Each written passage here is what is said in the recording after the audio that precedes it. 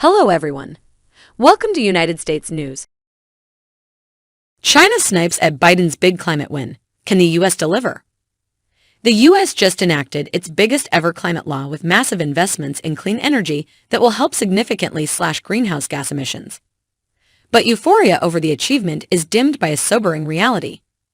Talks between Beijing and Washington on the issue have collapsed, and now diplomats for the world's two biggest climate polluters are sparring on Twitter, underscoring the tensions threatening global efforts to curb rising temperatures.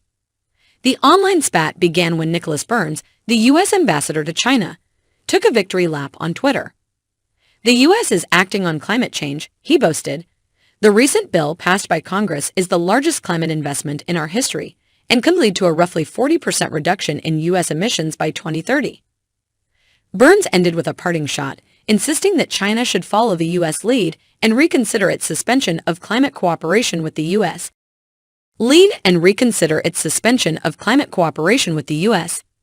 That drew a rebuke from China's foreign ministry, with a spokesperson tweeting, "Good to hear.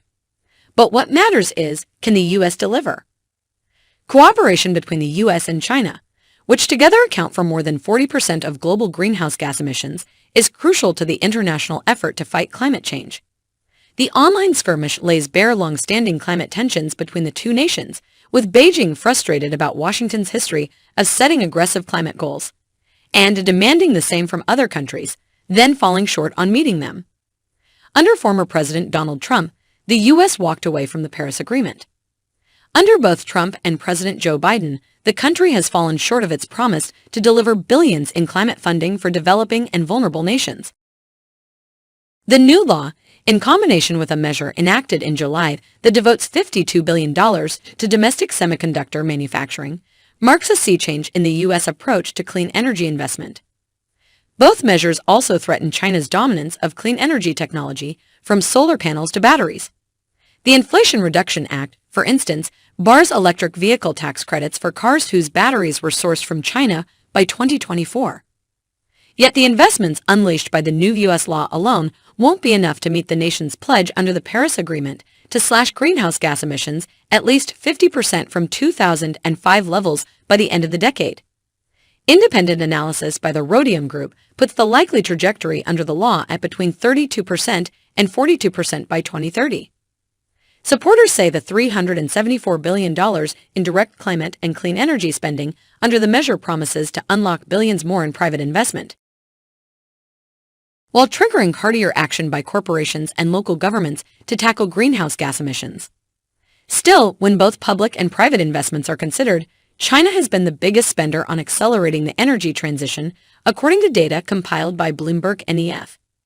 China spent $297.5 billion last year on the energy transition, while EU member states devoted $155.7 billion and the U.S. $119.7 billion, according to BNEF.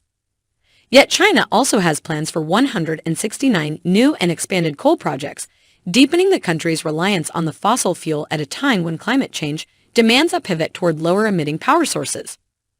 U.S. China talks on climate, invigorated in 2021 by the country's top climate envoys, John Kerry and Xi Jinping, respectively, had already diminished this year. But they went into a tailspin the moment U.S. House Speaker Nancy Pelosi arrived in Taiwan, enraging Beijing. In response, China's foreign ministry announced it was suspending talks with the U.S. on an array of topics, including crime, illegal immigration, and climate. China claims sovereignty over the self-governing island. U.S. leaders decried the move, with U.S. Secretary of State Antony Blinken calling it irresponsible earlier this month.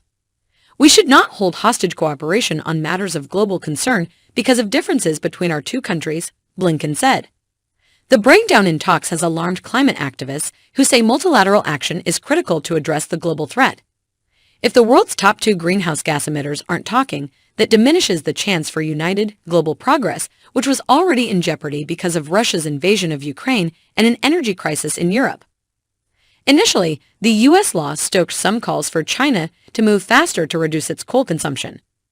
The Twitter exchange, however, shows that they don't think the U.S. has caught up with them yet. So they're not particularly acknowledging any pressure there, said Alden Meyer, a senior associate with research group E3G. The U.S. and China had, for a time, found ways to work together on climate, despite tensions on other issues, including trade and human rights.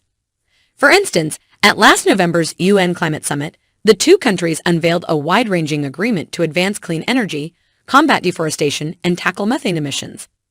And collaboration between the U.S. and China was critical to developing the 2015 Paris Accord itself.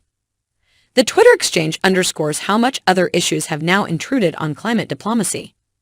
On Tuesday, even as Biden was signing the Inflation Reduction Act into law and climate activists were cheering American progress, China was highlighting U.S. shortcomings.